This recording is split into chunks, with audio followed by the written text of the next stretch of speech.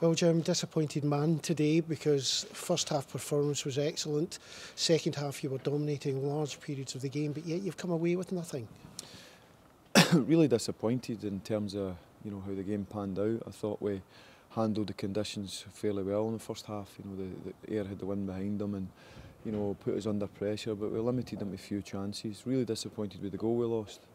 I felt it was a back four that we allowed Moffat too easily to run in and goal.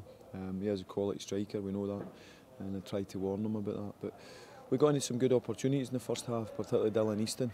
And again, you've got to make the goalkeeper work, certainly get him to make a save.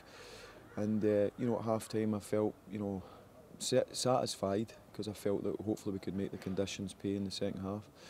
As you say, we had a lot of the play in the second half. The conditions did dictate that, but I didn't think we made enough of it. I didn't think we squeezed them enough, and I thought we allowed the Ayr out too many times unchallenged. But maybe it was the fatigue for the game during the week, putting so much into it. We're only a part-time team. The fitness might have told, but we've really let Ayr out of jail when it comes to the second goal and the penalty kick. We've got a centre half who's come off injured. And my other centre half gets himself sent off. I thought it was a sending off, but I need to have another look at it. I thought it was a penalty kick, obviously. So disappointing because that kills the game for us. We had another wee chance. I think Greg Hurst had a chance to try and pull it back to 2-1 with 5 minutes left, which might have been different, especially with the conditions. But today wasn't our day. We didn't play particularly well, and we paid the price for 2 defensive mistakes. You may have a couple of injuries as well there. Dylan Easton, you talked about, who was very good in that first half, and then he picked up the injury. Is it an Achilles?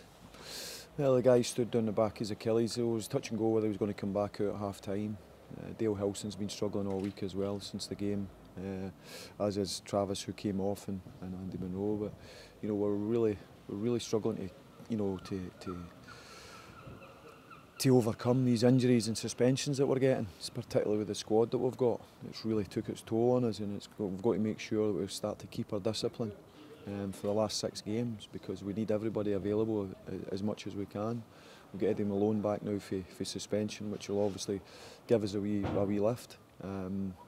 But today was a disappointing day because I felt it was an opportunity lost, and credit to Ayr, they got a professional job done. Thanks. Well, Ian, this was always going to be a tricky one, especially with the weather conditions, but it turned out really well. Yeah, I thought we were really terrific today. We really enjoyed playing on the good surface, and it was very windy, which isn't ideal, but the good thing about our team is we're really comfortable playing into a win because we're getting a lot of good movement away from the ball from wide players and centre forwards. So our only worry was, we scored the second goal a bit later than we should have done. We had 3 or 4 good opportunities to score before then, but if you'd offered 2-0 before the game, you'd have taken it. Alan Forrest today was back to his best. Yeah, well, I spoke to him during the week about last week in training. A couple of days he was just out of this world, just levels above everybody else, and he's got to bring that to a game, and he did it today. I thought he was head and shoulders above everybody in the pitch today. I thought he was absolutely outstanding. Our centre backs were great.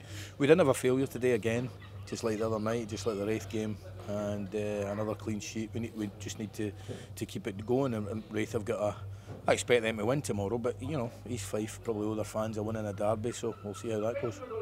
You had players, you mentioned the defensive line again. Stevie Bell in there seems to have done something really to help this defence. Yeah, well, he's brought a calmness to it, he's brought experience to it, he's a strong player. With Chris Higgins out, it was ideal, and he's bringing the best out of Michael. I'm really pleased with Michael Rose because his standards have been really high this season. They fell below against Arbroath, but he came roaring back today. Him and Bell were absolutely terrific. You've got a lot of options now because the fitness levels and people coming back from injuries.